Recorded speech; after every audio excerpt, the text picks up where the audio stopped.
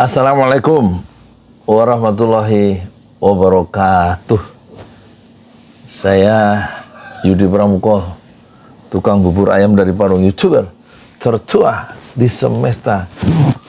Ya, ini dalam rangka menulis buku Anies Baswedan ya.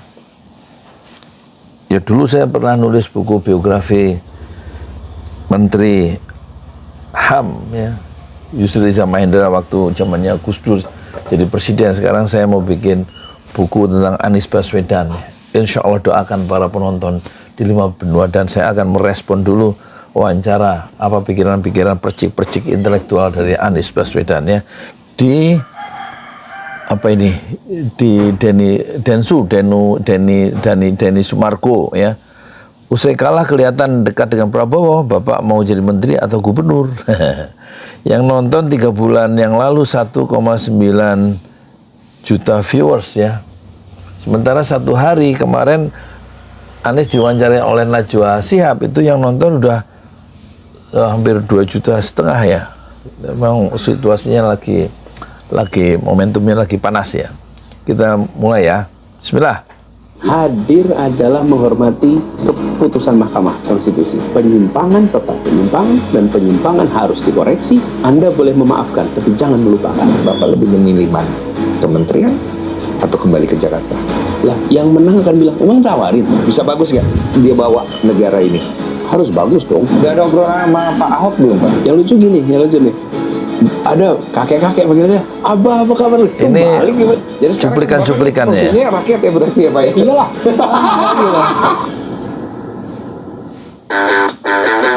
Curhat Bang by Denny Sumargo. Ini pebasket nasional ya.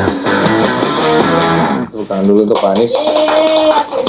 Bisa datang ke sini, ini kita udah mulai Pak ya, saya izin ya. Siap. Jadi kemarin itu banyak yang nanya di community saya, mana yang videonya Pak Anies, kok nggak ditayangin, ada apa? Oh, spekulasi orang-orang. Terus? Jadi saya mesti jelasin dulu nih Pak, kalau sebenarnya Video yang Pak Anies mana? itu kemarin waktu jadwalin sakit beliau, jadi nggak bisa datang. Tapi nggak parah Pak. Enggak, itu sebetulnya bukan apa-apa. Jadi saya itu batuk terus, kelihatan alergi. Jadi kalau ngobrol begini, Takut setiap dong. 2 menit, 3 menit pasti akan batuk. Jadi alergi, ya kalau alergi ya udahlah, setelah lewat alergi ya lewat juga. Jadi awalnya begitu, tapi akhirnya Pak Anies bisa datang walaupun setelah udah pemilu. Iya, jadi betul waktu apa masa kampanye itu ya Mas Densu, saya ini jadwalnya, Iya. saya tadi cerita 50-50, terus lama-lama 60-40, menjelang ujung itu 80-20. Apa artinya 80 di luar kota? Iya. 20 di Jakarta. Jadi ketika udah sampai ke Jakarta itu pendek bener waktunya. Terus tahu Itu satu cara manajemen waktu ya, untuk mengelola waktu yang terbatas. Skala prioritasnya tadi lama-lama 80-20, 80 untuk di luar kota, 20 di Jakarta. Tadinya proporsionalnya atau ininya terbalik ya, lebih banyak di Jakarta, terus lama-lama bergeser. Itu satu teknik ya, mungkin yang diajarkan dulu di himpunan mahasiswa Islam di Jogja, kan dia salah satu tokoh di sana ya. Jadi cara manajemen waktu supaya efektif itu ada konsepnya, ada panduan teoritisnya untuk panduan bergerak ya. Jadi ada konsep untuk sekedar memandu yang bersangkutan untuk berbuat pakai persentase tadi, persentase waktu ya. orang tawaran kayak podcast kan sebenarnya podcast gitu kan juga membantu juga untuk orang juga bisa melihat, memilih dan lain-lain. Banyak kan Pak? Ya harusnya Banyak dan memang sebagian juga dikerjakan di antara waktu itu. di antara waktu itu Yang memungkinkan dikerjakan. Iya, ada satu kayak konten tuh Pak, Bapak bikin tuh kayak masyarakat bertanya apa namanya ya? Desak. Desak ya. Itu cukup membantu nggak Pak waktu itu? Oh iya, desak Anies itu memang metode kita berkampanye. Metode Kan kalau desak Anies itu sesuatu yang agak genuine ya, agak baru, agak asolah kalau istilahnya itu. Dia bikin program Desak Anies, jadi warga diminta datang secara sukarela dan tidak membayar di satu lokasi yang sudah ditentukan, dan boleh bertanya apa saja, seolah-olah boleh mendesakkan pendapatnya atau mendesak Anies dengan cara yang tanya jawab, dan semua persoalan dijawab dalam forum itu dan disiarkan ya. di YouTube kan juga ya, dimasukkan TV juga. Itu satu teknik berkampanye yang tampaknya baru sekarang dilakukan oleh Anies Baswedan dan tidak pernah dilakukan oleh calon presiden sebelumnya. Ini konteksnya dalam Pilpres kemarin ya, kampanye sebelum 14 Februari 2024. Semua orang boleh datang. Iya, saya lihat. Semua orang boleh bertanya apa saja. Semua orang boleh. Pertanyaan yang berani-berani sih. Pertanyaan yang kita nggak bisa duga. Itu Tunggu Pak, saya mau nanya Pak, ini saya potong Pak. Pertanyaan apa yang Bapak masih ingat yang kok ini orang bertanya begini? Ada nggak Bapak yang Bapak ingat? Pasti ada lah. Saya ingat pertanyaan soal IKN itu salah satu yang paling sering. Terus pernah tuh saya datang ke, bayangkan, saya datang Kalimantan Timur, di Samarinda, kan itu tetangganya IKN. Saya ditanya soal IKN, saya harus jelasin di situ semua warga Kalimantan Timur tuh. Tapi buat saya, kenapa saya memilih untuk terbuka menjawab pertanyaan selama kampanye? Ini menarik. Karena saya ingin menghormati pemilih, supaya pemilih itu tahu apa yang ada di dalam pikiran dan apa yang akan dikerjakan. Lalu pemilih akan bisa menakar, saya setujunya berapa persen ya sama dia. Oke. Kan ketika saya menyampaikan itu, nggak mungkin dong ada yang 100% setuju. Kan kita sama istri juga nggak mungkin 100% setuju. Sama adik kakak juga nggak mungkin. Tapi dia bisa tahu, saya 70% setuju sama Anies. Saya 80% setuju. Atau saya 100% setuju. Atau juga dia bilang, saya nggak setuju sama dia. Tapi paling tidak, dia memilih dengan dia tahu. Justru dengan begitu, kita akan menjawab bukan berdasarkan latar belakang. Loh kan kalau enggak, saya menyamakannya apa? Saya sama-sama dia, sama agamanya, sama etnisnya, sama sukunya. Itu kan nggak perlu penjelasan. Ini menarik ya. Jadi satu teknik untuk menarik simpati penonton adalah membuka diri terhadap segala persoalan-persoalan yang diajukan oleh calon-calon pemilih dalam satu forum yang disebut desak Anies itu. Tujuannya satu katanya, untuk mengetahui supaya penonton itu mengetahui ya, apa yang ada dalam pikiran Anies Baswedan sebagai calon presiden waktu itu, dan dua, kemudian apa yang akan dikerjakan. Kalau sudah tahu apa yang ada di pikiran dan apa yang dikerjakan ketika nanti punya kekuasaan, itu berarti si penonton bisa menakar dia setuju tidak dengan pikiran-pikiran Anies dan rencana-rencana aksinya itu. Apakah mungkin dia bisa menentukan, oh saya hanya setuju dengan Anies 70% atau 20% saya setuju, yang lebih besar itu saya tidak setuju. Jadi ada satu cara yang dikembangkan oleh Anies Baswedan mengkondisikan penonton supaya dia ketika memilih itu tidak berdasarkan etnis ya, tidak berdasarkan simpati karena agama, tidak memilih karena satu ikatan-ikatan primordial begitu, tapi memilih dengan kesadaran, dengan satu bekal pengetahuan tentang sosok dari calon presiden itu. Jadi pemilih-pemilih yang betul-betul berdasarkan pertimbangan dia sendiri setelah mengetahui secara agak holistik, agak lengkap siapa calon presiden dalam hal ini Anies, yang sudah memberikan satu perspektif, menjelaskannya di ruang publik secara otonom, apa yang dia pikirkan, apa yang dia kerjakan. Ini bagus ya, satu cara yang tidak dilakukan oleh Prabowo, tidak dilakukan oleh Gibran, mungkin karena tidak siap secara intelektual ya. Tetapi tampaknya Anies Baswedan mencoba itu, membiasakan diri atau melakukan semacam public educator ya, bahwa masyarakat terutama kaum muda harus dididik politik dengan cara dialog secara terbuka dan bebas ya, lewat desak Anies tadi. Itulah identitas. Nah kalau saya jawab begini, nggak ada identitas. Saya ada jawab pertanyaan tentang masalah. Jawab Pak tentang Anies, masalah. bagaimana kebijakan Bapak soal transportasi? Ditanya, itu membuat orang bisa menakar seberapa sama saya dengan dia. Bisa menakar. Nah kalau sama dia akan pilih. Kalau nggak sama dia nggak akan pilih. Oke, Ya kan? paham. Oh, saya nggak setuju sama dia, nggak mau saya nggak kepengen. Nah, nggak apa-apa. Tapi paling tidak saya menunjukkan kepada Anda, ini loh pikiran saya, langkah saya. Ini orang yang kalian mau pilih loh, Ya. gitu.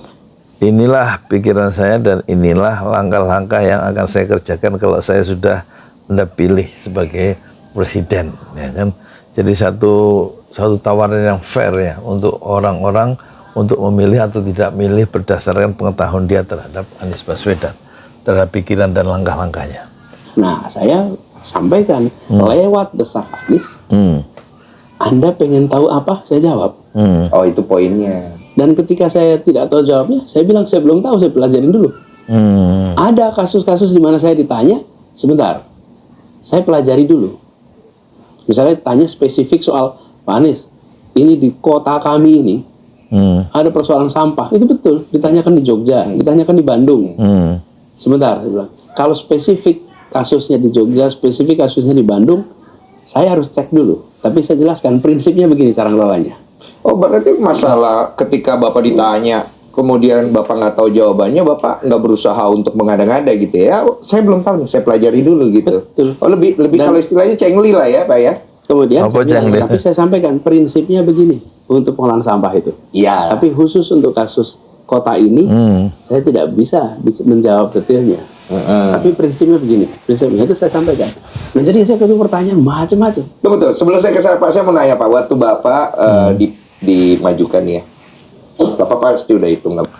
Ini kalau punya pemimpin yang terbuka ini seperti Anies Baswedan ya, memberikan peluang-peluang dan juga sikap yang otonom untuk memilih setelah diberikan informasi apa yang akan saya kerjakan, kata Anies, apa yang saya akan lakukan, apa yang saya pikirkan. Ini tampaknya percepatan atau akselerasi demokrasi menjadi sehat itu lebih mungkin ya daripada satu kampanye satu arah atau indoktrinasi atau agitasi atau demagogi sebagaimana yang sering dilakukan oleh Prabowo. Prabowo jarang sekali membuka forum ya untuk dialog ya.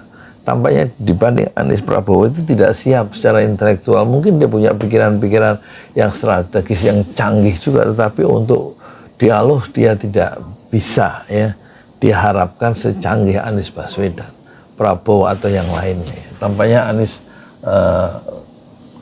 dalam perspektif ke depan ya, masa depan sebagai pemimpin masa depan, tampaknya dia adalah pemimpin yang membuat anak muda itu lebih rasional dalam menentukan pilihannya kalau dia mendapati informasi yang cukup dan gaya kepemimpinan yang terbuka, yang berani di-challenge dan berani pemimpin itu menjawab pertanyaan apa saja dari warganya, dari citizen.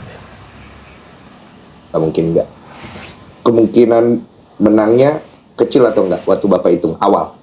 Sebenarnya kalau bicara hitung, kita lihat kalau calonnya hanya dua, Calonnya hanya dua, maka risikonya besar sekali. Oke. Tapi kalau calonnya ada tiga, maka kami optimis bisa sampai putaran kedua. Oh, itu yang Kami bisa, jadi saya sampaikan itu, kami bisa menang bila berhasil masuk ke putaran kedua. Karena ketika putaran kedua, maka kita punya waktu lebih panjang lagi Iya. untuk memberikan materi kampanye kepada rakyat. Ya. Jadi kita menyaksikan seperti desak Anies itu berdampak sangat positif sekali di kalangan anak-anak muda, yang mereka tadi menginginkan ada penjelasan, Anda mau apa, dan itu kan alat menagih sebetulnya. Kalau yang diperlukan adalah kemampuan menjelaskan dari sang pemimpin, dan itu yang diharapkan oleh penonton atau oleh rakyatnya atau oleh pemilihnya gitu. Dan itu kalau sudah dijelaskan berarti satu cara rakyat untuk menagih, karena dulu sudah dijelaskan seperti ini, sekarang saya tagih dalam kenyataan. Sebab ada pemimpin yang ngomongnya A terus kemudian dia tidak melaksanakan A, sehingga rakyat menagih sesuatu yang tidak pernah terjadi, tidak seperti yang diucapkan ya.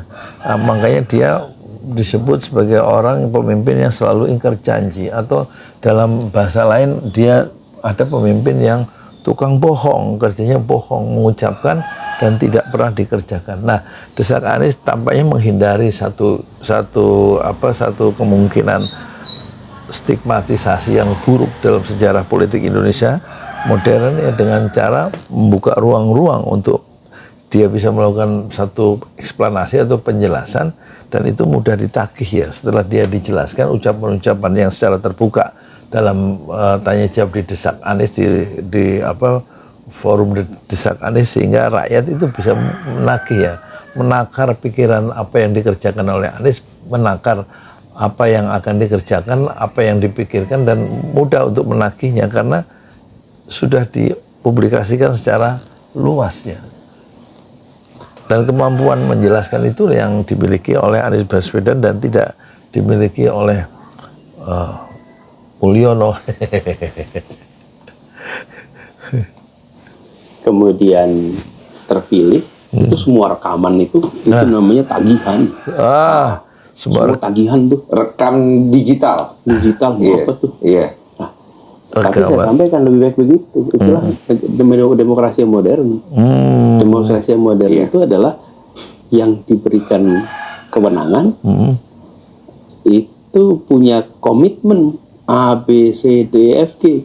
Yang memberi kewenangan rakyat nih juga tahu saya bisa demokrasi modern itu ya, memberikan kewenangan kepada pemimpin, dan kemudian pemimpin itu memiliki komitmen A, B, C, D sesuai dengan yang dia janjikan kan, dan rakyat akan menagih komitmen A, B, C, D, E, F, G yang apa ya, yang sudah diucapkan oleh si pemimpin yang sekarang saya pilih untuk mendapatkan kewenangan, jadi ditagih. Itu demokrasi modern begitu. Bagaimana mengukur ucapan-ucapan sang pemimpin dengan apa yang sudah diucapkan, yang dijanjikan dengan kenyataan. Nah, rekaman-rekaman yang sudah di YouTube-kan tadi atau sudah dipublikasikan itu sebagai cara untuk menagih janji-janji Anies Baswedan ketika dia diberikan kewenangan atau kekuasaan politik di tangannya. Menuntut apa dari dia? A, B, C, D, F, G. Jelas tuh. Iya, itu fair. Ya, saya melihat momen itu ada. Jadi ketika kemudian terjadi seperti kemarin Pilpres, yang catatannya banyak sekali. Saya tidak mengatakan ini sebelum MK, tapi sesudah MK mengatakan, maka saya bisa mengutip. Hakim-hakim MK pun menunjukkan bahwa banyak penyimpangan di dalam pemilu kemarin. Ini sidang yang kemarin ini. Ya, jadi saya sempat bilang, saya lihat ada banyak penyimpangan. Tapi sesudah MK, itu adalah fakta yang diungkapkan oleh para hakim di saat selesai pengadilan. Dan di situ mereka kemudian memberikan catatan. Walaupun gugatan kita itu ditolak, tapi di semua gugatan yang ditolak, itu dikatakan tidak cukup bukti, sambil diiringi dengan rekomendasi harus dikoreksi. Artinya benar itu ada masalah. Ada masalah, tapi bukti tidak cukup. Tapi menurut MK tidak cukup. Nah, tiga hakim memberikan dissenting opinion. Siapa aja? 3 hakim ini, tiga-tiganya profesor. Tiga-tiganya bebas, tidak punya beban masa lalu ini, tiga-tiganya. Tiga-tiganya nggak punya beban masa lalu, bebas. Maksudnya nggak punya ikatan atau afiliasi terhadap kekuasaan atau tidak punya afiliasi terhadap partai politik tertentu, sehingga dia punya sikap independensi, bebas sebagai ilmuwan, sebagai akademisi yang sudah mencapai gelar profesor, atau begitu? Apa begitu maksudnya Anies Baswedan? Nah, di situ salah satu Saldi Isra misalnya, Saldi Isra mengatakan kalau cara kita memberikan penilaian itu menggunakan istilah dia procedural justice, bukan substansial justice, maka kita akan terjebak karena nggak cukup waktu. Kata beliau, bagaimana kita bisa memberikan semua bukti? Karena apa? Kata beliau, ini jadi bukan kutipan saya apa sih? Ya, sidang MK itu 14 hari. Oke, dalam 14 hari harus selesai. Kemudian saksinya 18 orang. Lalu setiap saksi diberi waktu 20 menit. Ya pasti secara prosedural tidak bisa memberikan, tapi secara substansial. Jadi beliau mengatakan kalau bicara pakai prosedural, semua pemilu di era Orde Baru itu berarti baik-baik aja. Kita tahu zaman Orde Baru semuanya udah taat. Nah, tapi kalau pakai pendekatan substansial, ketemu ini masalah. Kalau cara menilainya begitu, ya semua pemilu Orde Baru nggak ada masalah. Tapi kalau pakai substansial ada problem. saya tidak pernah mengatakan ini sebelum MK. Jadi ketika saya mengatakan ini bukan subjektif pandangan saya. Ini adalah hasil pengadilan. Iya. Tapi setelah itu diputuskan, saya terima. Iya, iya. Dan kita semua harus mengetahui ambang batas. Karena kalau nggak ada ambang batas, rusak. Ambang batas. Nah, ini yang diperlukan kematangan. Maksudnya ambang batas itu apa? Belum dijelaskan, tapi dia nyebut kematangan itu apa? Kedewasaan. Makanya kemarin tuh ya, Mas Densu, ketika proses Ini pakai baju biru 3 bulan yang lalu, dan baju biru ini yang dipakai oleh Anies waktu dia ngomong memastikan kegagalan dia menjadi pilgub ya. Bajunya biru kalau nggak salah itu. Berarti ini baju yang nanti dipakai 3 bulan kemudian waktu tanggal 30 Agustus pagi kalau nggak salah ini. Ganti baju apa Pak? Ganti baju. Ini disedekahkan bajunya, beli baru, ini cepat dilungsurkan, cepat dilenyapkan dari lemari ya, diberikan ke tukang sampah kayak gitu, itu supaya lebih bagus tukang sampah tuh, buat dia kondangan kawinan atau kalau membaca yasinan tiap malam Jumat itu. Pakai baju ini kan bagus dari Pak Anies. Ya untuk tukang sampah kayak untuk marbot masjid kayak kan bagus ya. Baju mahal ini kayaknya branded nih. Apa jangan-jangan beli di Tanah Abang? Selesai di MK, saya katakan kita terima putusan MK. Kita terima putusan MK. Kita hormati putusan MK. Karena saya menetapkan ini sebagai ambang batas. Maksudnya? Kenapa ambang batas? Cerita dikit boleh nih? Boleh Pak. Yang tempatnya nih Pak, curhat juga. Jarang-jarang kita dengar orang curhat pejabat ya, apalagi Pak Anies. Bukan ya. curhat, ini cerita. Iya cerita ya Pak ya. Kan boleh digoreng curhat Pak. Silakan Pak, silakan. 5 tahun lalu saya ini gubernur di Jakarta. 5 tahun lalu. Jadi 5 tahun lalu itu ada pilpres. Prabowo. Lalu Lawan Jokowi. hasil pilpres itu ditolak. Oke. 2019. Protes. Dengan menggerakkan. Masa. Dan apa yang terjadi? Banyak Apa korban. yang terjadi? Di lapangan ratusan orang korban, benturan fisik. Yang masuk rumah sakit banyak sekali. Yang meninggal banyak. Berapa? Saya datang ke rumah sakit itu. Kan saya ngurusin Jakarta nih. Dan rumah sakit kita. Jadi ini kalau kayak piring begini dari metal tuh, ini peluru di sini. Itu saya datang ke rumah sakit. Ada. Oke. Dan berarti ambil di perutnya. Saya datang ke ruang operasi, dibersihin, datang ke tempat-tempat itu, dan saya mendatangi orang tuanya yang anak-anaknya meninggal. Saya datang ke sebuah tempat, nggak jauh dari Glodok. Itu ketika jembatan berapa gitu Glodok. Ketika saya sampai ke sana, ratusan pengemudi ojek di sana, marah semua orang karena anak dari salah satu pengemudi ini meninggal. Itu tinggal digerakkan aja bisa jadi keramaian, kerusuhan tuh. Buat trigger. Saya datang ke situ, saya temuin orang tuanya. Bayangin, saya harus nemuin orang tua, ibu bapak yang anaknya meninggal karena pergi begitu. Saya temuin mereka. Saya bicara sama orang tuanya. Saya ambil, ada megapun, saya ngomong ke mereka, suruh masyarakat sana. Sudah ada korban, jangan tambah korban lagi. Yang ada di sini, antarkan jenazah pulang. Jangan ada gerakan apapun juga. Dan mereka semua itu, dan tidak ada petugas apapun di sana. Tidak ada yang berani datang. Takut lah. Saya datang, jenazahnya saya angkat jenazah itu. Masya Allah. Untuk mengirimkan pesan kepada semua negara hadir. Karena saya gubernur waktu itu. Gubernur Saya juga datang hadir, itu. pemerintah hadir ya. Hadir. Dan kami di DKI Jakarta itu membuat aturan. Luar biasa, inilah ya pemimpin ya. Dia selalu hadir di tengah-tengah persoalan masyarakatnya, bukan bikin masalah untuk masyarakatnya, tapi solusi.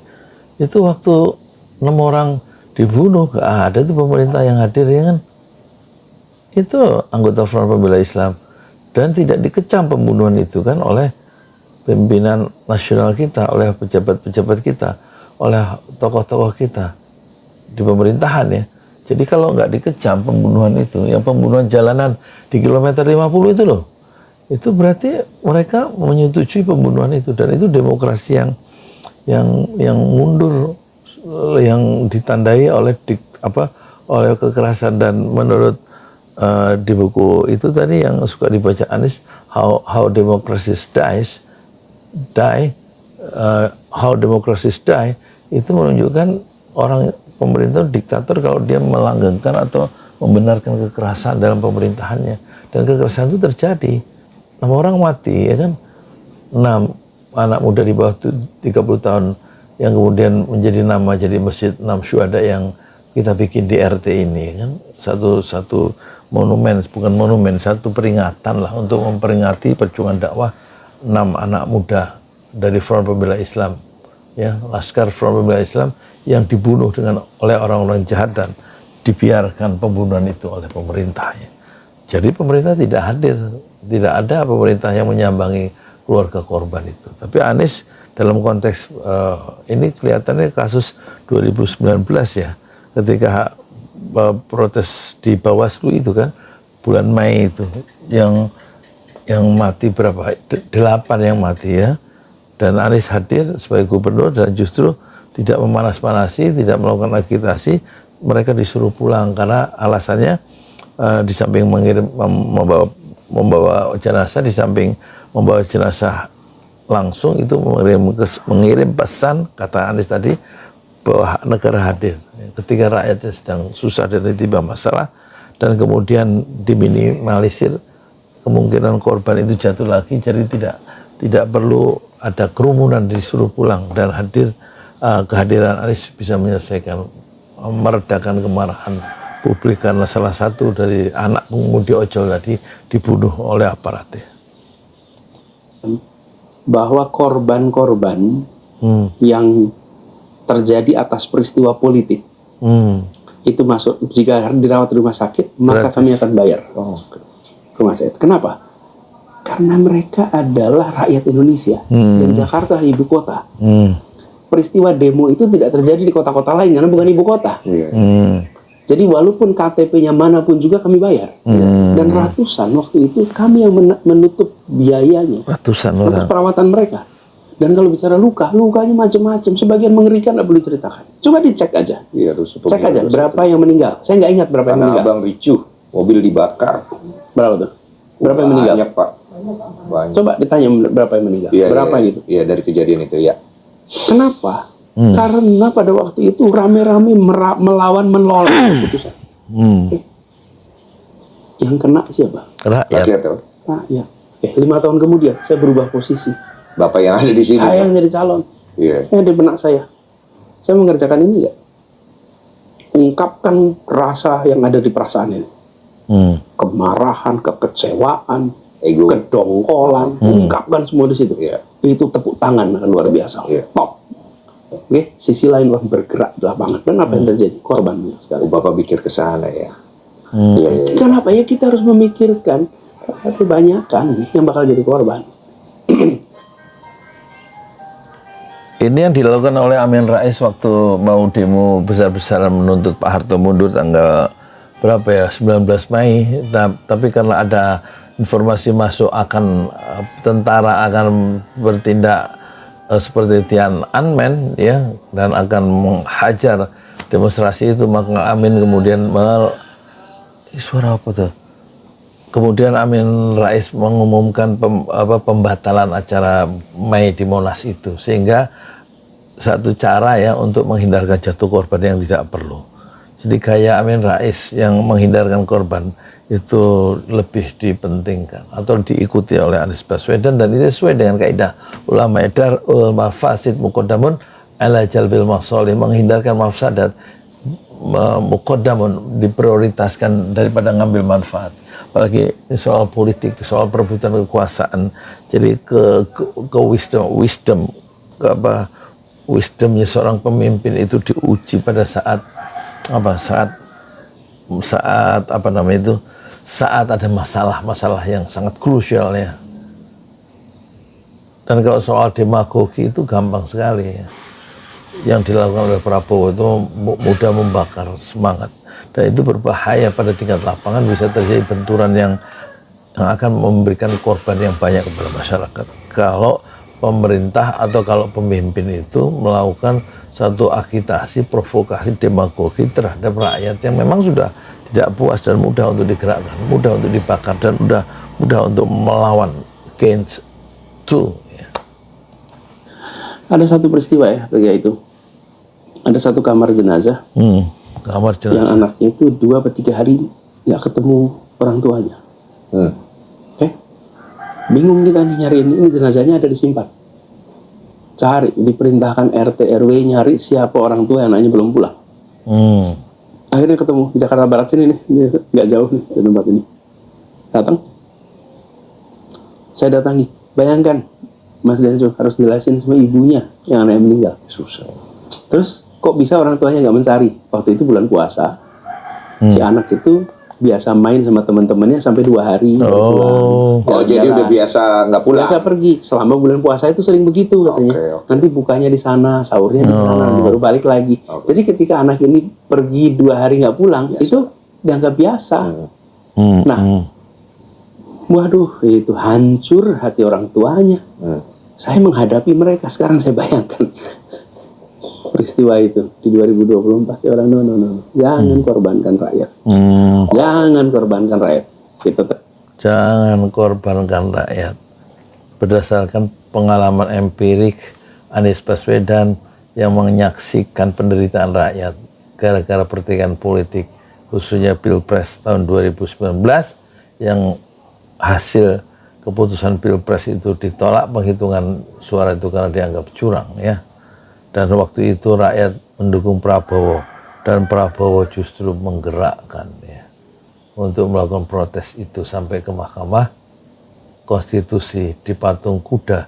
Dan saya hadir salah satunya waktu di Patung Kuda itu, bukan di peristiwa di Bawaslu. Saya nggak hadir, sengaja nggak hadir karena siang itu saya harus ngajar ngaji Iqra 2 untuk sekretaris RT 7 ya kan. Meskipun saya dipanas-panasi kok saya nggak ikut demo. Saya tidak mungkin meninggalkan dakwah hanya untuk peristiwa politik. Waktu itu saya ngomong begitu ya. Dan memang itu sudah bisa diduga akan terjadi benturan. Makanya saya tidak hadir, tapi kan tidak mungkin saya jelaskan. Ya. Saya jelaskan saya tidak bisa meninggalkan dakwah. Kalau ada korban yang jatuh, memang pemimpin tidak bertanggung jawab. Pemimpin yang pengecut memang. Ada banyak di Indonesia mengorbankan rakyatnya untuk diinjak, untuk di atas pengorbanan rakyat itu dia naik ke atas. Pemimpin itu ada sampai sekarang. Sampai sekarang mengorbankan rakyatnya. Siapa? Yang namanya inisialnya itu M. Belakangnya O. Mulyono. Terima, tapi tolongnya jangan diulang. Yuk kita perbaiki. Ini namanya ambang batas. Yang tidak dimenangkan tahu ambang batas. Nah, sekarang yang dimenangkan harus tahu ambang batas juga. Ambang batas juga. Ini praktek keliru bila itu berulang terus menerus. Bahaya itu. Menunggu waktu menjadi bom. Setuju Pak. Terima kasih banyak loh Pak. Karena menurut saya setiap pejabat, apalagi mereka berada di satu posisi, itu mereka membawa masa depan ya. Apapun yang mereka lakukan, kayak Bapak ketika MK memutuskan bahwa Bapak kalah dan tidak diterima gugatannya, Bapak bisa untuk membuat trigger kemarahan atau ketidakterimaan. Tapi Bapak menerima dengan sportif. Menurut saya itu yang harus dilakukan untuk memikirkan ke depannya sampai ada masyarakat yang kenapa-napa. Karena kan yang perang ini yang di bawah Pak. Yang saya dukung Pak Anies, saya dukung Pak Prabowo, saya dukung Pak Ganjar. Maka itu, jadi saya bilang ya, begini, itulah sebabnya ketika selesai semua, lalu ada penetapan oleh KPU. Saya datang. Saya baru tahu bahwa ternyata saya adalah capres pertama dalam sejarah Indonesia yang datang dalam penetapan padahal nggak terpilih. Oh, jadi selama, boleh dicek, saya juga baru tahu sudah itu rupanya Ini yang Di yang KPU. ada Pak Prabowo itu. Ya. Oh, yang Bapak dipegang-pegang itu. Ya. Jadi selama ini yang datang hanya yang Menang. Yang tidak menang tidak pernah datang. Tidak ada undangan gitu-gitu. Semua diundang, Oh, semua pasti diundang. tapi nggak datang. Pak Ganjar nggak datang soalnya. Enggak, coba dicek aja. 19, 14, 94. Nah, Iya. 2004 Iya. ya. Oh, Nah, iya. nah, saya juga baru tahu sesudah. Lah, Bapak kenapa datang? Ya itu karena saya bilang saya menghormati prinsip demokrasi, marwah bernegara. Saya datang saat penetapan calon, saya juga datang saat penetapan hasil. Inilah demokrasi. Cuma Inilah netizen adab. ada yang nanya, Bapak nggak malu? Maksudnya datang kan di situ. Maksudnya Bapak posisi kalah kan? Maksudnya.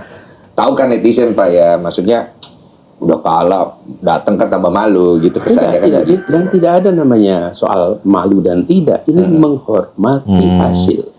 Menghormati hasil. Hasilnya apa? Hasilnya putusan Mahkamah Konstitusi. Iya, Pak Kapolri putuskan, kita hormati.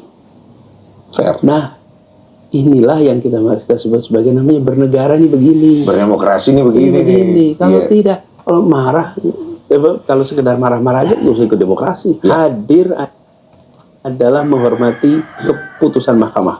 Ini satu tradisi baru yang diciptakan oleh Anies Baswedan ketika dalam penetapan hasil pemilihan umum, dia yang katanya baru sadar juga hadir sebagai pihak yang kalah ya.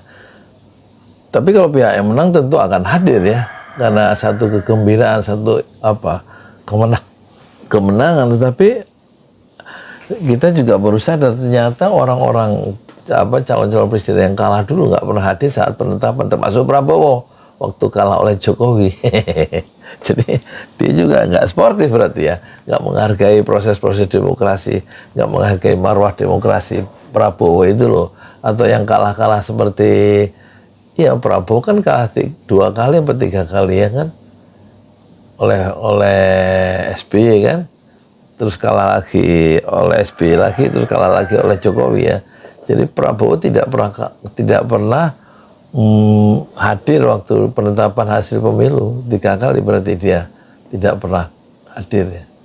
Sementara Anies meskipun kalah dalam pemilu Pilpres yang dia ikuti pertama kali, dia tetap hadir saat penetapan hasil oleh KPU ditetapkan. Kenapa? Alasannya untuk menjaga marwah demokrasi, untuk menjaga dan merawat demokrasi tetap matang. Nggak perlu marah-marah kalau kalah gitu kira-kira ya. Satu cara pandang yang sangat positif melihat masa depan Indonesia yang harus ditempuh kalau jalannya demokrasi yang kita pilih. Tentu demokrasi itu yang harus dihormati. Dan itulah yang dipilih oleh Anies Baswedan. Konstitusi. Penyimpangan tetap penyimpangan dan penyimpangan harus dikoreksi dan itu tidak boleh dilupakan. Oke. Anda boleh memaafkan tapi jangan melupakan. Saya sebagai atlet juga begitu. Kalah oke, tapi kita harus menghormati. Masa gue kalah, benderanya negara orang lain sedang dinaikkan, terus gue bersikap tidak sportif, itu tidak bagus. Tapi makasih loh Pak, itu satu edukasi politik yang bagus dan bernegara yang bagus juga, serta nunjukin sebagai seorang pejabat publik, ini yang luar. Jadi Sumarko tampaknya terkesan dengan ucapan Anies Baswedan soal sportivitas di dalam politik, karena dia sudah mempraktekannya sebagai seorang atlet yang harus sportif. Ketika bendera negara lain itu dinaikkan, masa kita bendera Indonesia sebagai pihak yang kalah misalnya terus marah-marah, itu kan nggak sportif, nggak bagus. Jadi dia langsung tune in dengan penjelasan Anies Baswedan tentang sportivitas, menghormati yang menang dan mengakui kekalahan itu tanpa harus melupakan kecurangan-kecurangan atau kekeliruan yang dilakukan oleh si pemenang. Jadi tampaknya dia terkesan oleh penjelasan Anies Baswedan tentang sportivitas dalam konteks politik, yang selama ini dia hidup dalam konteks olahraga sebagai pebasket yang top ya di Indonesia kan. Harus lakukan gitu. Cuman di situ ada beberapa hal yang menjadi sorotan Pak. Waktu Pak Prabowo ngomong ya, Pak Prabowo ngomong, saya tahu rasanya kalah gitu-gitu. Itu Bapak ada di situ ya? Itu jadi buat Bapak jadi semacam hal lucu aja ya? Biasa aja. Biasa aja. Dan Ya? saya katakan ini bukan soal perasaan. Iya. Loh, kita bekerja ini karena kita bernegara, apapun perasaan kita, apakah bahagia, dongkol, suka, duka, marah, happy, itu soal perasaan. Bernegara bukan pakai perasaan. Bernegara itu bawa adab, bawa marwah, bawa nilai, itu bernegara. Jadi yang harus menjaga itu siapa? Yang berada di kepemimpinan. Kalau yang berada di kepemimpinan itu tidak menjaga marwah, adab, nilai, itu siapa yang mau jaga? Siapa yang bisa bilang benar apa salah? Yang berada di puncak kepemimpinan, di situ pegang nilai. Nah, ini poin, ya. Yang berada di puncak kepemimpinan, para pemimpin itu harus menjaga nilai. Ada 3 yang disebutkan oleh Anies Baswedan, ya. Pentingnya marwah, pentingnya adab, dan nilai. Disingkat MAN, MAN. Bukan madrasah aliyah negeri. M-nya marwah, nilai adab. Nilai adab itu lebih tinggi daripada akhlak, ya. Dan itu harus dirawat. Oleh siapa? Oleh para pemimpin, dengan bersikap sportif dan tidak menjadi baper ketika dalam pertarungan politik, dalam bernegara. Karena bernegara itu tidak urusan perasaan dongkol, suka, bahagia, tapi urusan bernegara adalah urusan marwah, urusan nilai, maksudnya marwah, urusan adab, dan urusan N-nya nilai. Satu narasi yang sophisticated, yang canggih, ya, dari Anies Baswedan, bahwa dia tampaknya cocok, ya, jadi pemimpin ke depan karena tidak mementingkan transaksi yang bercorak kebendaan dan transaksi politik, apalagi ada kasus-kasus hukum yang ditutupi untuk menyelamatkan diri dari kasus itu sehingga bisa berkolaborasi dengan kejahatan. Tapi tampaknya Anies Baswedan ingin merambah jalan baru. Pemimpin atau penguasa hendaknya bertumpu, berorientasi pada nilai-nilai keadaban, nilai-nilai marwah, harga diri, dan nilai nilai-nilai kejujuran, kesetaraan, keadilan, dan lain-lain. Satu cahaya baru sebenarnya, satu jalan baru, jalan perubahan baru yang moga-moga nanti Allah izinkan dia terlaksana lewat kekuasaan yang election yang jujur, ya. Dan juga adanya kebebasan menyatakan pendapat tanpa harus dikriminalisasi dan diberikan oposisi ruang yang lebih luas untuk oposisi terhadap kekuasaan. Jadi itulah 3 pilar demokrasi menurut Anies Baswedan. Di tempat yang lain yaitu adanya oposisi yang diberikan ruang untuk tumbuh dalam negara demokrasi, dan kemudian yang kedua adanya kebebasan bukan bersuara tapi menyatakan pendapat yang berbeda dengan kekuasaan dan tidak dikriminalisasi dan tidak dimasukkan penjara. Itulah pilar demokrasi. Dan yang pilar demokrasi yang berikutnya adalah election, adanya pemilihan yang jujur dan adil, bukan penuh dengan kecurangan sebagaimana yang kemarin terjadi tanggal sebelum 14 Februari 2024 dan sesudah atau ketika dan sesudah pemilihan umum yang penuh dengan kecurangan sebagaimana sudah diberikan catatan rekomendasi oleh Mahkamah Konstitusi, ya, yang perlu diperbaiki, bahwa kecurangan itu ada tapi tidak cukup untuk mengalahkan orang yang curang secara formal.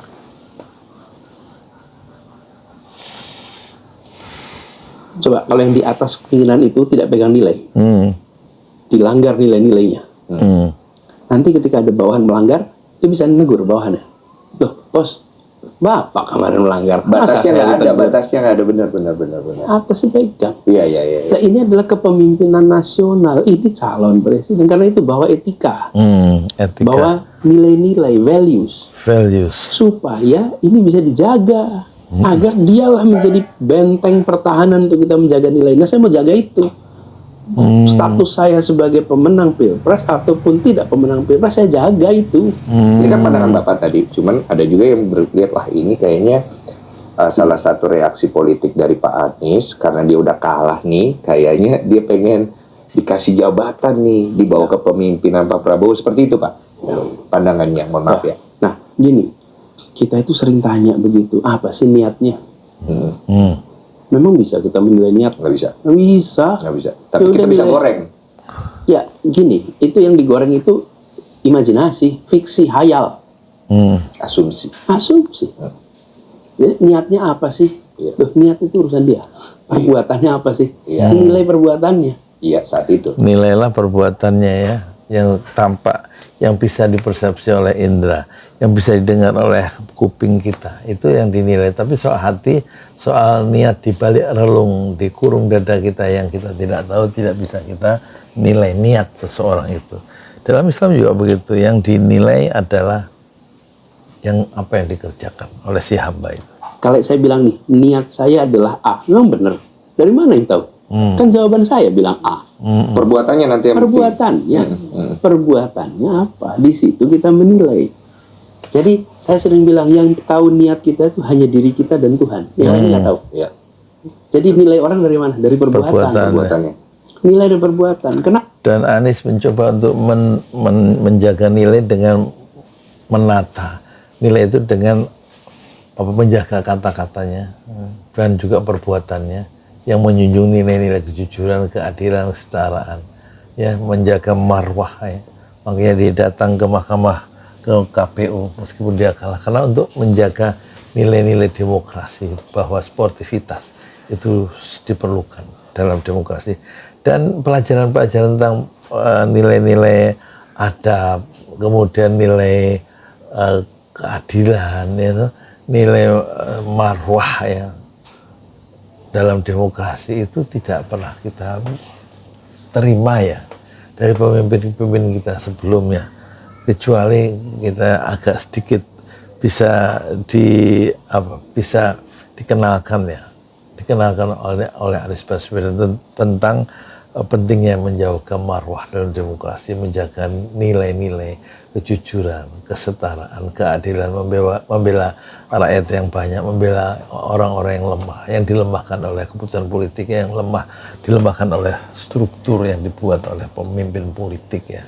Itu semua, ya, nilai-nilai pembelaan terhadap kelompok yang lemah dan bukan kelompok yang kuat, itu kita baru dapatkan, ya, ucapan itu senyaring itu di zaman ini ketika Anies Baswedan tumbuh dan muncul ke permukaan sejarah politik Indonesia modern.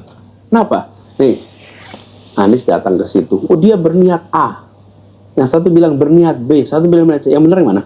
Kita lihat ke depannya. Nggak bisa. Yang tahunya yang perbuatannya. Iya, perbuatannya yang ke depannya. Yang bilang. Sekarang kan kalau misalnya kita bicara tentang orang bilang Pak Anies, wah, dia ke sana ada kepentingan politik nih supaya dia bisa dikasih jabatan nih sama Pak Prabowo, ya, kita bicara kayak begitu. Kalau ke depannya Bapak ternyata itu terjadi, berarti kan orang bisa tendensi melihat omongan itu benar. Kemudian melihat, berarti tindakan itu, iya. Ini. Tapi kan itu baru bisa dinilai besok, kan? Iya. Perbuatan saya dinilai, kan? Iya, kan belum tahu. Niatnya kita nggak tahu. Belum tahu, benar. Kita niatnya nggak tahu. Belum tahu, ya. Banyak yang belum tahu Bapak mau kemana nih habis ini masalahnya. Sama dan gini Bu itu. Iya. Jadi kalau saya jawab niat apapun, saya sampaikan tadi bukan soal perasaan, misalnya ini kita bernegara jalanin itu. Jadi sekarang kan Bapak nih posisinya rakyat, ya, berarti, ya, Pak, ya? Iyalah. Bapak rakyat Mau dikasih ini kartu prakerja. Aduh, ada BPJS dong, Pak, ya? Pak, saya mau nanya, Pak, semenjak kemarin akhirnya kegiatan apa? Dia nyindir Presiden Jokowi, ya, yang menganggung-anggungkan kartu prakerja, ya kan? Orang nganggur kok dikasih kartu prakerja. Kalau nganggur ya dibuka lapangan pekerjaan, nggak usah pakai pra-pra, kebutuhan mendesak. Nih, Pak, sekarang Jangan-jangan ya udah nggak kampanye, udah nggak berjabat, ya jadi kepala keluarga aja begitu, Pak. Ya datang ke sini. Jadi cuma kan diremehkan itu nggak enak, ya, Pak, ya, pasti, ya, Pak, ya, kan. Kedepannya banyak juga orang yang mengisukan akhirnya kalau Bapak mungkin setelah ini mau ke DKI katanya. Apakah ada spill ke sana atau Ya, jadi gini, sesudah selesai itu saya bertemu dengan banyak yang selama ini bekerja bersama, yang relawan, macam-macam semuanya. Kemudian closure, kan kayak tutup buku nih, iya, beresin atau semuanya selesaikan. Jadi itu yang kita kerjakan. Iya, saya lihat itu. Ketemu dengan A, B, C, D, F, G, macam-macam. Iya. Kebanyakan itu yang kita kerjakan. Iya. Kemudian bagaimana ke depannya nanti? Ya kita lihat nanti ke depannya. Sekarang saya kita lihat nanti. memang mendengar dan melihat. Pertama, ada aspirasi dari warga Jakarta untuk meneruskan di Jakarta. Bapak kembali ke Jakarta. Kemarin satu periode kembali meneruskan kembali Jakarta. Itu ada Aspirasi itu Kemudian ada. ada juga beberapa partai yang sudah memberikan undangan untuk tawaran untuk kembali Ke Jakarta. Oh, Itu ini ada. masih kembali ke Jakarta. Ya, Oke. itu ada tawaran itu. Nah, saya memang pada fase Dia ini nggak nyebut sedang siapa, serius Pak. memikirkan soal itu. Pertimbangan dulu kan. Apa tak diskusi dengan A, B, C, D, F, G, saya tukar pikiran. Kemudian nantinya saya tentu kalau sebagai seorang muslim saya istikharah. Saya akan minta Istikharah. pendapat ibu juga. Tapi fase ini kan saya memang sedang serius memikirkan soal ini. Dan nanti akan diputuskan. Sekarang belum. Udah ada obrolan sama Pak Ahok belum, Pak? Soalnya isu di luar, Bapak katanya mau dipasangkan, diduetkan sama Pak Ahok. Apakah ini hanya sebatas isu atau? Sebentar, saya belum putusin akan kembali ke Jakarta. Oh, atau itu tidak. belum diputusin juga. Nah, Tapi kan perlu juga pertimbangan, siapa tahu ngobrol. kalau udah baru ngobrol. Iya, sama siapapun juga. Oh, berarti belum ya, Pak ya? Iya. Belum Tapi ada. kalau Bung Densu berminat ke Jakarta. Saya waktu itu pernah ditawarin, Pak. Saya jujur, Pak. Saya ditawarin sama salah satu pejabat ya untuk waktu pas pemilu kemarin. Saya menolak dengan halus karena saya tidak tertarik di sana. Saya lebih memperhatikan dan memberikan wadah aja.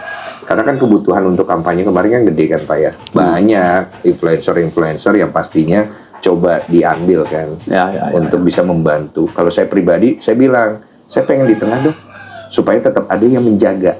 Karena kalau semuanya berpihak, yang menjaga siapa? Gitu. Makanya saya senang banget nih bisa ngobrol-ngobrol. Jadi saya dapat banyak pandangan politik Tapi baru saya dari terusin Bapak. lagi boleh nggak? Boleh, Pak. Boleh, Pak. Silakan. Jadi kalau boleh usul, Iya, Pak. boleh usul. Iya. Yang harus dijaga itu bukan netralitas menurut saya, tapi objektivitas. Objektivitas. Contoh, Nah, Pak. kadang-kadang kita menganggap netral itu sama semua objektif. Oke. Oke. Padahal tidak. Padahal Objektivitas itu artinya kita menilai dengan bobot yang sama, Iya. setara, Iya. objektif tuh. Objektif. Iya. Jadi kita tidak ada unsur memberatkan lebih pada si A, lebih pada si B, karena objektif. Oke? Iya. Nah, objektivitas bisa diiringi dengan berpihak. Iya. Nah, Iya. netral kadang-kadang berbahaya. Nggak tahu nih Kenapa? teman apa musuh nih. Bukan hanya itu. Iya. Kalau yang terjadi itu adalah penyimpangan, Netral Yang berarti terjadi nggak adalah peduli terhadap langkah-langkah yang pelanggaran, kami mau netral aja. Rusak. Oh enggak dong, Pak. Nggak bisa Nah, dong maka kalau itu. masalah itu. Bukan. Nggak bisa.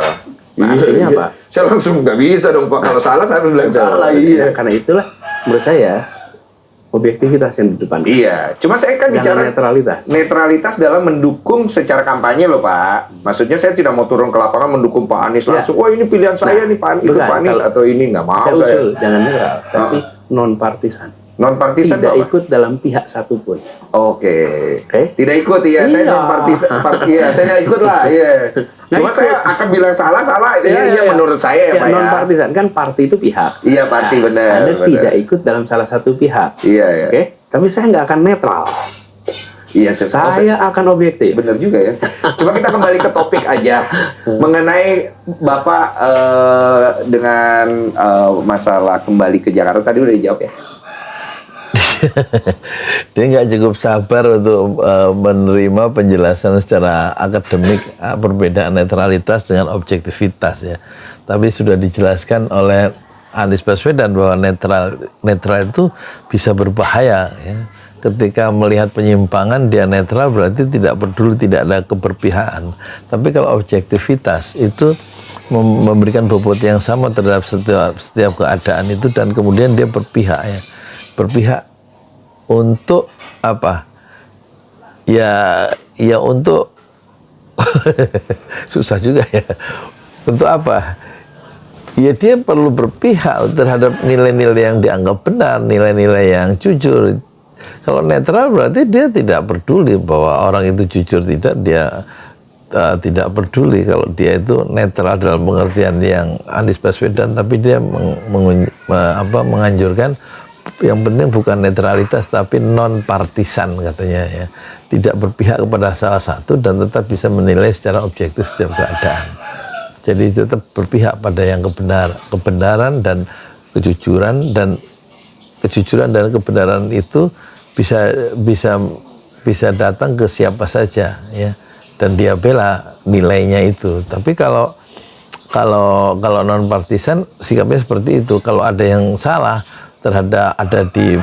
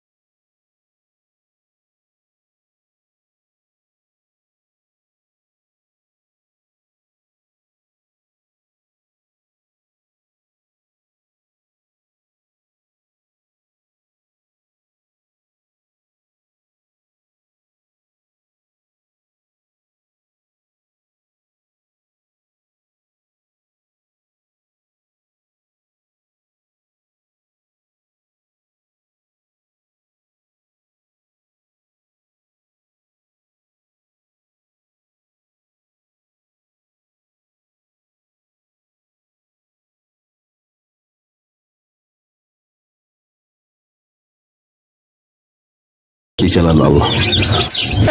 Ini Masjid Enam Syuhada lagi dikunjungi sama Ketua Hilmi. Modal awalnya berapa Pak Yudi Pramuko? 750.000 750.000 rupiah aja. Jadi ini 500 jutaan nih barang. Sekarang udah habis 310. Masya Allah, tuh udah pakai keramik, laponnya tinggal. Granit tuh kayak marmer. Tuh, Masya Allah nih, sampai juga kita ke sini. Masjid Enam Syuhada, ngapa namanya Masjid Enam Syuhada, Ya, Pak Yudi? kita mau mendokumentasikan perjuangan dakwahan nama anak muda pengawal Habib Rizik Syihab itu. Masya Allah. Yang dibunuh sama orang jahat di kilometer 50. Kilometer 50 ya. Itu kan simbol memperjuangkan dakwah itu kita harus memberikan segalanya untuk Islam kan ya. Untuk Masya dakwah Islam. Allah. Dan nama anak muda itulah yang sudah memberikan segalanya untuk Islam. Masya Allah. Kita Apa nanti nama pemuda itu ada juga di sini mungkin diterahkan? Mungkin namanya 6 syuhada. 6 syuhada itu, Ya. 6 syuhada dipasang di sini, 6 syuhada. Bip Ali, apa yang dikomentarin dari ini semua, Bip Ali? Masya Allah, luar biasa. Dari uang 700.000, kalau pengen ternyata bisa. Bisa. Allah kirim. Tuh, bisa. Ya, dengan masuk satu gang kecil, tapi Bapak ini luar biasa. Kecil tuh. Masya Allah kan? Satu call aja. Masya Allah, perjuangan Pak Yudi Pramuko, YouTuber sejagat paling tua. Tertua di semesta. Tertua di semesta. Masya Allah. Tukang donat. Tukang donat. Tukang donat dari Paru. Ini saya laporkan dari lapangan ini, langsung dari Masjid Enam Syuhada. Masya Allah. Dan ini dia. Dalam lihat ah. Tuh lihat tuh masjidnya, tuh imamnya situ tuh. Malam-malam lagi kita. Masya Allah, masih kurang nih. Atapnya katanya transfer aja. Masjid Enam Syuhada sebentar lagi selesai. Dinding lubang angin sebagian sudah terpasang. Lantai 2 dan kemudian plafon termasuk lantai bukan keramik, granit 150 dus bersama tiang-tiang yang ada 16 setinggi 4,5 meter. Kemudian finishing terakhir adalah tangga menjebol atap ya, lantai pertama untuk masuk ke lantai 2. Inilah Masjid Enam Syuhada. 2,5 tahun lalu dimulai pada 2 Agustus hari Senin 2021. Tinggal sedikit lagi insya Allah, dan lantainya dari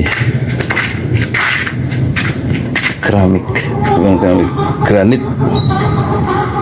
sudah diresmikan lantai pertama. Nanti lantai kedua lewat sini tangganya jebol untuk masuk ke lantai 2. Inilah Masjid Enam Syuhada yang sangat megah karena dari bahan-bahan pilihan, kualitas nomor 1.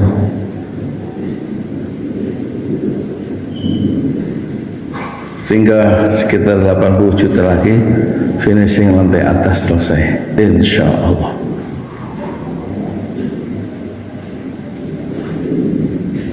Ya, inilah Masjid Enam Syuhada yang sangat bersejarah ya dalam sejarah dakwah Indonesia modern, insya Allah, karena ini dibangun dalam konteks kezaliman rejim penguasa yang sudah membunuh 6 santri dari front Laskar Front Pembela Islam, dan kita abadikan pengorbanan dan perjuangan dakwah mereka sehingga kita sebut namanya Masjid Enam Syuhada. Mereka mengawal perjalanan dakwah gurunya Habib Rizik Syihab, dan mereka dicegat oleh orang-orang jahat di kilometer 50. Saya Yudi Pramuko, tukang donat dari Parung Youtuber, tertua di semesta Fasbir Sabrun Jamila. Bersabarlah dengan kesabaran yang indah. Assalamualaikum warahmatullahi wabarakatuh.